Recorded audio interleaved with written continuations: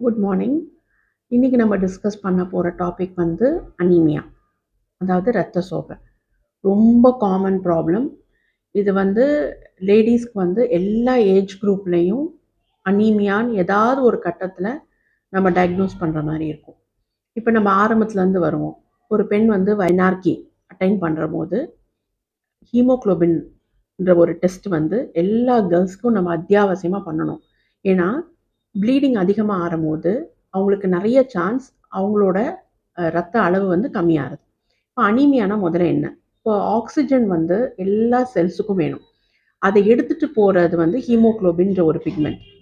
அது கம்மியாகிற போது என்னாகும்? நம்மளுக்கு வந்து ஆக்சிஜன் லெவல் கரெக்டாக இருக்காது. ஸோ ஜென்ரலாக ஒரு சோர்வு, தலைவலி, கொஞ்சம் நடந்தாவே மூச்சு வாங்குறது, எந்த வேலையும் வந்து தொடர்ச்சியாக செய்ய முடியாது. அது மாதிரி இருக்கும்போது அனீமியா நம்ம எல்லாத்துக்குமே வந்து நம்ம சஸ்பெக்ட் பண்ணணும்.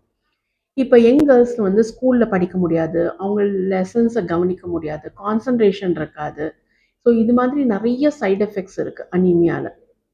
நார்மலாக ஒரு பெண்ணுக்கு எவ்வளோ ஹீமோக்ளோபின் இருக்கணும் அப்படின்னா 11 கிராம்ஸ் இருக்கணும். இது எல்லா லேப்லேயுமே டெஸ்ட் பண்ணுறாங்க. ஸோ தயவுசெய்து எல்லாரும் ஹீமோக்ளோபின் டெஸ்ட் எடுத்துக்கோங்க. அது மெயினாக உங்களுக்கு சிம்டம் இருக்குது, கண்டிப்பாக டாக்டரை பார்த்துட்டு அதுக்குரிய அட்வைஸை வந்து நீங்கள் கேட்டுக்கணும். ஸோ யங் கேர்ள்ஸ்க்கு இருக்கும்போது நம்ம நார்மலாக என்ன அட்வைஸ் பண்ணுவோம்னா, ஃபஸ்ட்டு ரொம்ப காமன் காஸ் ஆஃப் அனீமியா வந்து அயர்ன் டிஃபிஷியன்சி, அதாவது சாப்பாடில் வந்து நம்ம அயர்ன் சத்து கம்மியாக இருக்கிறதுனால.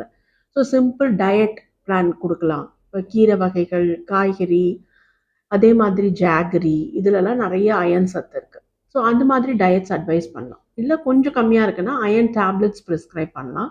இப்போ நிறைய அயர்ன் இன்ஜெக்ஷன்ஸ் வந்திருக்கு, ரொம்ப சேஃபாக இருக்குது, ஹீமோக்ளோபினும் நல்லா ரைஸ் ஆகுது. ஸோ நீங்கள் எந்த கேட்டகரி, மைல்டா, மாட்ரேட்டா, சிவியர் அனீமியாவான்னு நீங்கள் வந்து டாக்டர்கிட்ட டெஸ்ட் பண்ணிவிட்டு அவங்க கொடுக்குற அட்வைஸை ஃபாலோ பண்ணுங்கள். இந்த மாதிரி அட்வைஸ் ஃபாலோ பண்ணும்போது உங்கள் குவாலிட்டி ஆஃப் லைஃப் இம்ப்ரூவ் ஆகும். நீங்கள் பண்ணக்கூடிய வேலையில் உங்களால் கான்சென்ட்ரேட் பண்ண முடியும். ரொம்ப சிம்பிள் சொல்யூஷன் தான் இந்த அனீமியா. பட் ஆனால் இது வந்து நம்ம பார்க்கலன்னா இது கண்ணுக்கு தெரியவே தெரியாது. இது வந்து யங் கேர்ள்ஸ். இப்போ அடுத்தது நம்ம ப்ரெக்னென்சியில் பார்ப்போம்.